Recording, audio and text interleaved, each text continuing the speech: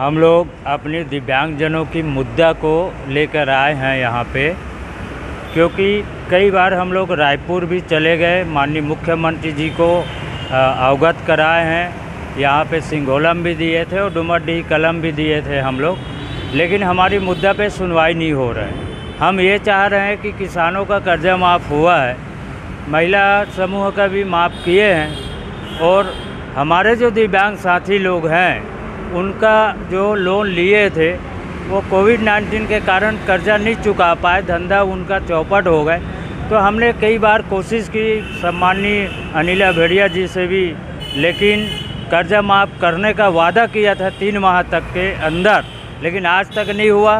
दूसरी बात, चुनावी घोषणा में पिछली बार कांग्रेस सरकार ने वादा किया था कि 1000 पेंशन देंगे, लेकिन मुश्किल से 150 रुपया बढ़ा है, जो कि सम्मानजनक नहीं है। हम चाहते हैं कि हमारे दिव्यांगजनों को भी सम्मानजनक 3000 पेंशन दिया जाए। 2016 एक्ट कानून जो है हमारे दिव्यांगजनों के लिए, वो कानून पूर्ण रूप से ज़मीनी स्तर पे हमारे छत्तीसगढ़ में लागू हो।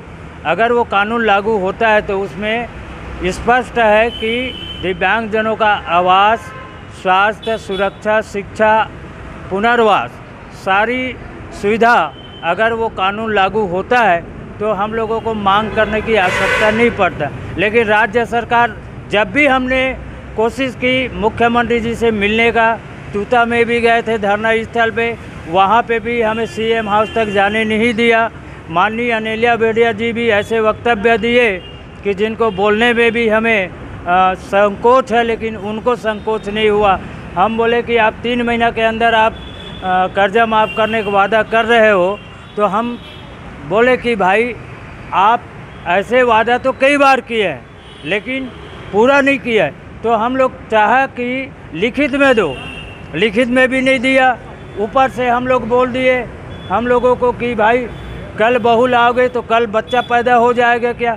एक समाज कल्याण के मंत्रालय की वक्तव्य की मानसिकता आज समझ में आता है कि हमारे दिव्यांगजनों के लिए कोई सहयोग किया, न समर्थन किया, न हमारी कोई मांग को पूरा किया।